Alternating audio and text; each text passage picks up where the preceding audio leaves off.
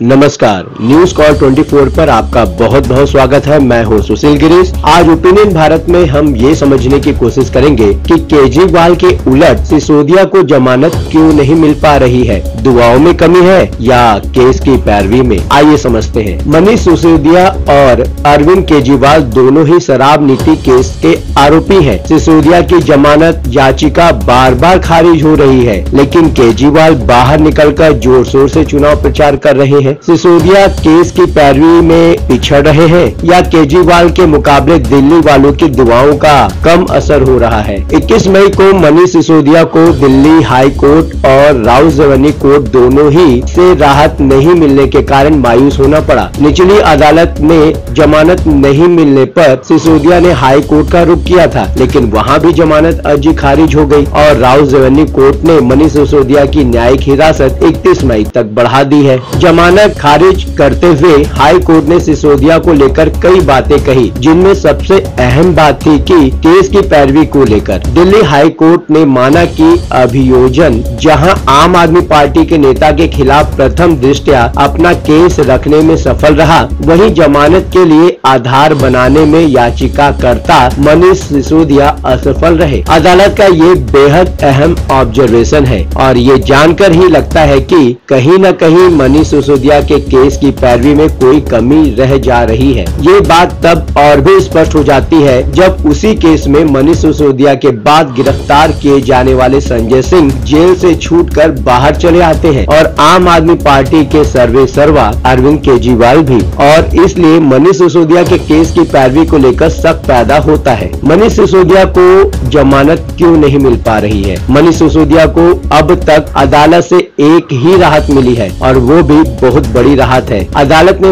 मनीष सिसोदिया को अपनी बीमार पत्नी से मिली मुलाकात की छूट कायम रखी है, लेकिन ये मामला तो पैरवी का मोहताज लगता भी नहीं है। ये तो कोर्ट मानवीय आधार पर तय करता है। अदालत अपनी तरफ से परखती है कि मामला सही है या नहीं और उसी के हिसाब से ऐसे आदेश जारी किए जाते हैं। दिल्ली शराब नीति केस से जुड़े मनी लॉन्ड्रिंग मामले में मनीष सिसोदिया की ही तरह अरविंद केजरीवाल और संजय सिंह भी आरोपी है और गिरफ्तार कर जेल भेजे जाने के बाद फिलहाल जमानत पर बाहर हैं। दोनों नेता बढ़ चढ़कर राजनीतिक गतिविधियों में हिस्सा ले रहे हैं और जोर शोर से चुनाव कैंपेन भी कर रहे हैं, लेकिन मनीष सिसोदिया अंतरिम जमानत के लिए भी जूझ रहे हैं। पहली बात, केस तो एक ही है, लेकिन क्या अरविंद केजरीवाल के मुकाबले मनीष सिसोदिया पर लगे आरोप ज्यादा गंभीर है? दिल्ली सरकार के हिसाब से देखें तो Arvind Kejriwal chief minister without portfolio रहे हैं और मनीष सिसोदिया 18 विभागों के मंत्री। दिल्ली हाई कोर्ट ने इस चीज को काफी गंभीरता से लिया है। हाई कोर्ट का मानना है कि इतने सारे विभाग संभालने के कारण और आम आदमी पार्टी का सीनियर नेता होने के कारण मनोज सिसोदिया सरकार और पार्टी दोनों पर प्रभाव रखते हैं। वो सत्ता के गलियारे में एक ताकतवर और असरदार शख्स है। दिल्ली हाई कोर्ट का मानना है मनीष सिसोदिया प्रभावशाली व्यक्ति है। कई लोगों ने उनके खिलाफ बयान दिया है, इसलिए इस संभावना को नहीं नकारा जा सकता कि जमानत पर बाहर जाकर वो लोगों को बयान बदलने के लिए कह सकते हैं। क्या बचाव पक्ष अभियोजन पक्ष की ये दलील काउंटर कर पाने में नाकाम रहा? क्या बचाव पक्ष कोर्ट में ये दलील नहीं पेश कर पाया कि मनीष सिसोदिया का प्रभाव भी संजय सिंह जैसा ही है, लेकिन अरविंद केजरीवाल जितना प्रभावी दोनों में से कोई भी नहीं हो सकता? दूसरी बात, अंतरिम जमानत पर रिहा होने के बाद अरविंद केजरीवाल अपने वकील अभिषेक मनु सिंघवी को थैंक यू बोलने के लिए उनके घर गए थे और अभिषेक मनु सिंघवी की तारीफ में कसीदे पढ़ते हुए सोशल साइट एक्स पर लिखा था, वो हमेशा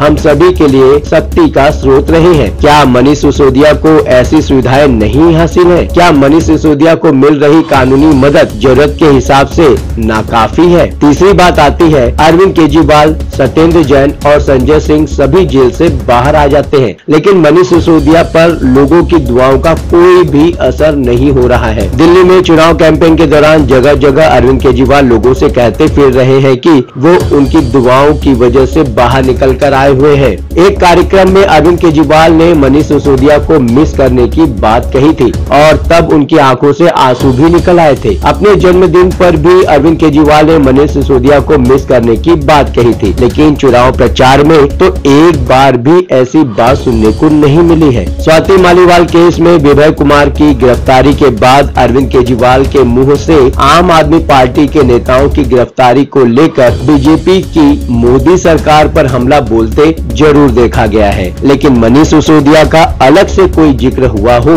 ऐसा तो नहीं सुनने को मिला है। पहले तो बात बात पर दिल्ली की शिक्षा व्यवस्था सहित तमाम बदलाव के लिए अरविंद केजरीवाल मनीष सिसोदिया का ही नाम लेते रहते थे, लेकिन हाल फिलहाल या चुनाव कैंपेन में तो ऐसी बातें कम ही सुनाई देती हैं। अब तो दिल्ली की हर बात का क्रेडिट वो खुद ले रहे हैं। चौथी बात, क्या अरविंद केजरीवाल के प्रति स्वाति मालीवाल और संजय सिंह के हालिया रुख से मनीष सिसोदिया की स्थिति का अंदाजा लगाया जा सकता है? ये तो बार बार देखा गया है कि अरविंद केजरीवाल को अपने साथियों की बहुत परवाह नहीं होती है और दूध से मक्खी की तरह निकाल कर फेंक दिए जाने वाले ऐसे पुराने साथियों की फहरिस्त भी काफी लंबी है। जिस तरह से स्वाति मालीवाल केस में संजय सिंह ने अरविंद केजरीवाल से अलग लाइन ली है, अंदर की राजनीति साफ साफ बाहर आ जाती है। अरविंद केजरीवाल की तरफ से आतिशी ने मोर्चा संभाला है और वो स्वाति मालीवाल पर धावा बोल देती है, जबकि संजय सिंह पहले ही समझा चुके होते हैं कि अरविंद केजरीवाल विभव कुमार के मामले में एक्शन लेंगे। कहीं अरविंद केजरीवाल अब मनीष सिसोदिया को कम मिस तो नहीं करने लगे हैं और इसी वजह से मनीष सिसोदिया केस की पैरवी में तो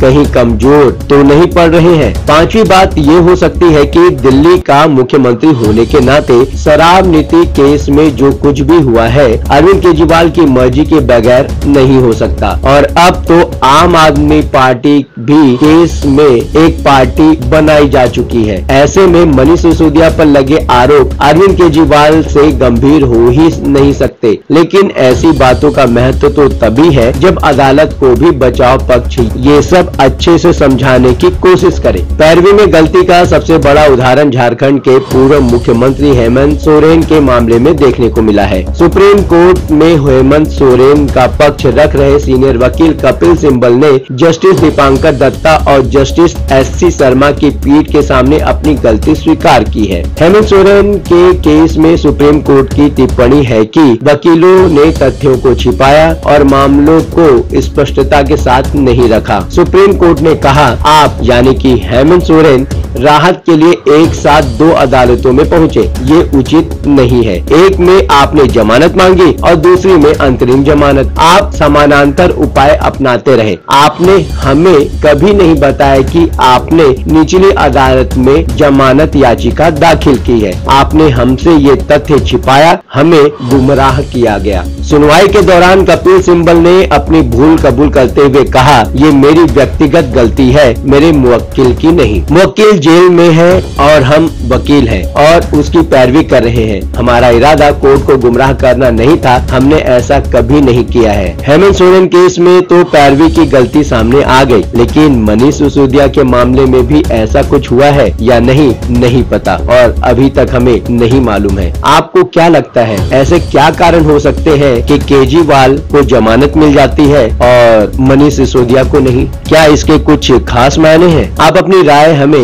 कमेंट के माध्यम से भेज सकते हैं। अभी तक आपने हमारे इस चैनल को सब्सक्राइब नहीं किया है तो कृपया इस चैनल को सब्सक्राइब करें, फॉलो करें और नोटिफिकेशन में जाकर ऑल का ऑप्शन दबाना बिल्कुल न भूलें। नमस्कार।